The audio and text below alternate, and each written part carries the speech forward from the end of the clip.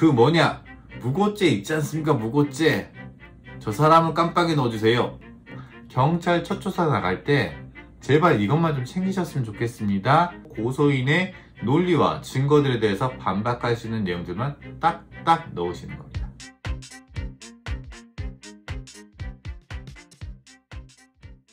안녕하세요. 당신의 개인 변호사 박혜원입니다. 혹시 세상을 살다 보면 이런 경험 해보신 적 있지 않습니까? 정말 말도 안 되는 사람이 말도 안 되는 고소를 해가지고요, 경찰서로 가야 되는 상황. 이때 당신이라면 어떻게 하시겠습니까? 이미 당신께서는요, 수사관님과 통화를 했습니다. 그래서 몇 월 며칠 언제 몇 시까지 어느 경찰서로 가기로 했습니다. 세 가지 정도 때문에 되게 화가 나셨을 텐데요. 첫 번째는요, 말도 안 되는 사람이 고소를 했다는 거 첫 번째.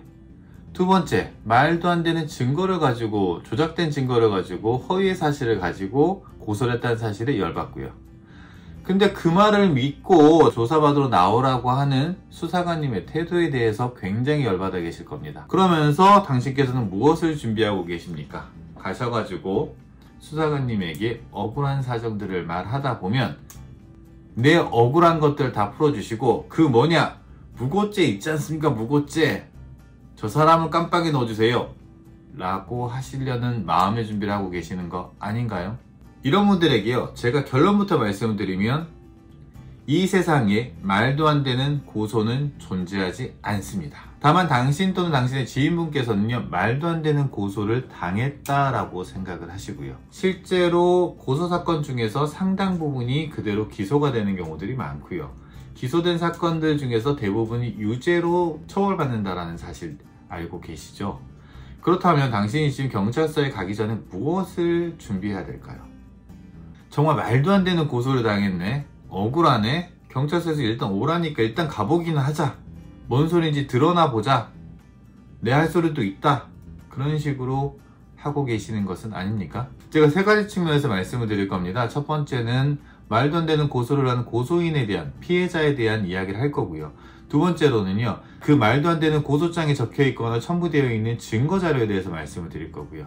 세 번째는요, 말도 안 되는 피해자 고소인의 말을 듣고 그 사람이 낸 증거를 들고 당신을 압박해오는 그 수사관님에 대해서 말씀을 드릴 거예요. 만약 말도 안 되는 고소가 존재하려면요, 이 세 가지 측면에서 다 말이 안 돼야 됩니다. 첫 번째는요, 고소인이 미친 사람이어야 됩니다. 두 번째는요, 그 미친 사람이요, 엉망진창으로 만든 증거 서류여야 합니다. 세 번째는요, 경찰 아저씨가요, 범죄자를 잡는 것들이 아니라 오히려 피해를 신고한 사람을 의심하면서 이 사람은 억울한 사람이라는 잘못된 편견을 갖고 있는 사람을 만나셔야 됩니다. 그래야지 말도 안 되는 고소라는 얘기가 나올 수가 있는 거예요.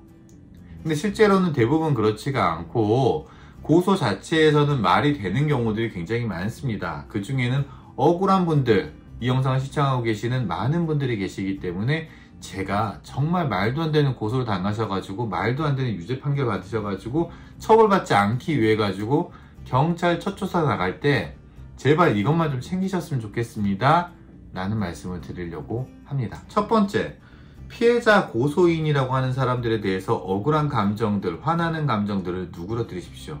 그 사람에 대해서 비난하고 싶은 마음들도 있다는 걸 충분히 압니다. 그 사람이 어떻게 살아왔는지 알고 당신이 어떻게 살았는지에 대해서 당신은 그 누구보다도 분명하게 알고 계시기 때문이죠. 그렇다고 하더라도 조사를 받고 처벌받을 수 있는 가능성이 생겨버린 입장인 피의자이신 당신 또는 당신의 지인분께서는요, 피해자 고소인에 대한 비난을 하시는 것보다 본인에 대한 변소를 준비하시는 것들이 맞습니다.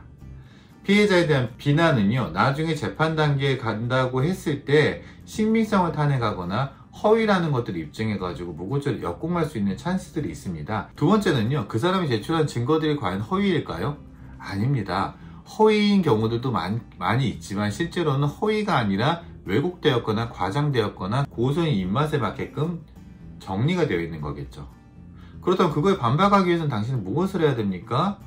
그 고소 내용을 명확하게 아는 것이 첫 번째.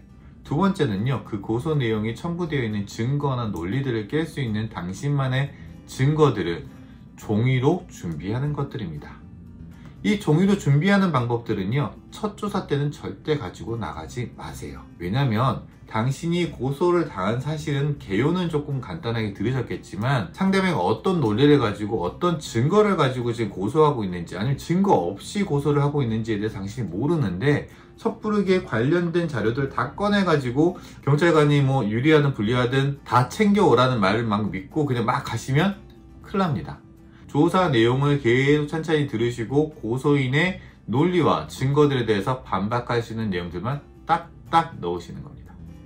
세 번째, 수사관님의 태도입니다. 대한민국에 있는 경찰, 검찰, 그분들은요, 무죄 추정의 원칙을 가지시면 안 되는 분입니다. 오히려 유죄다라는 심증을 어느 정도 가지고 당신을 바라본 분들입니다. 그분들의 질문에 대해 가지고 당신께서 주구장창 줄줄줄줄 얘기를 하는 게 유리할까요? 불리할까요? 당연히 불리합니다. 왜냐하면 고소인의 논리와 증거, 그리고 수사관님의 태도들에 대해 가지고 당신은 모르는 상태에서 쭉 얘기를 하는 것들을 끼워 맞추게 할 수 있는 분들, 조서를 꾸밀 수 있는 분들이 바로 수사관님이기 때문입니다. 그렇다면 당신은 수사관님의 질문에 대해 가지고요, 질문의 요지가 무엇인지를 파악을 하시고 그 요지에 맞게끔 단답식으로만 대답을 하시고요, 유리한 부분들이라고 하더라도 막 쏟아내지 마시고 그건 아닙니다, 추후에 증거자료를 제출하겠습니다, 아니면 고소인은 뭐라고 하던가요? 수사관님의 모든 질문에 대해서는 짧게 단답식으로, 다만 당신께서 질문을 듣고 고소 요지들을 파악하신 다음에는요, 그 입장이 정리가 되는 순간이 있을 겁니다. 그 입장이 정리가 되는 게 수사관이 마지막에 결국에는 이렇게 됐다는 거죠? 라는 거에 대해 가지고 수사관님이 정리하신 방식에 따라 가지고 끌려가지 마시고요, 제 입장은 이러합니다를 갖다가 본인이 한 단락 정도로 만드셔야 됩니다. 어려운 작업입니다. 그래서 미리 당신의 변호사와 충분히 상의를 하시고요, 반드시 해야 될 필수 입장들을 정리해 가지고 가시는 것들이 바람직합니다. 정말 억울하게 고소를 당하시는 분들 많습니다. 그리고 고소를 당한 것도 억울한데요, 죄인 취급을 넘어서 실제로 죄인이 되어버리시는 분들이 부지기수입니다. 그렇게 되지 않기 위해 가지고요, 당신께서는 첫 번째, 고소인에 대한 비난을 멈추시고요, 두 번째, 고소인이 하는 이야기와 논리와 증거에 대해 가지고 파악을 하신 후 당신께서 조사가 끝난 다음에 그것에 반박할 수 있는 증거들을 제출하시고요, 세 번째, 수사관님의 모든 질문에 대해 가지고는 단답식이 원칙이고 한 단락 정도 필수적으로 당신의 입장을 정리할 수 있는 것들이 필요하다고 생각합니다. 이상 당신의 개인 변호사 박혜원입니다. 저는 항상 당신 편입니다. 감사합니다.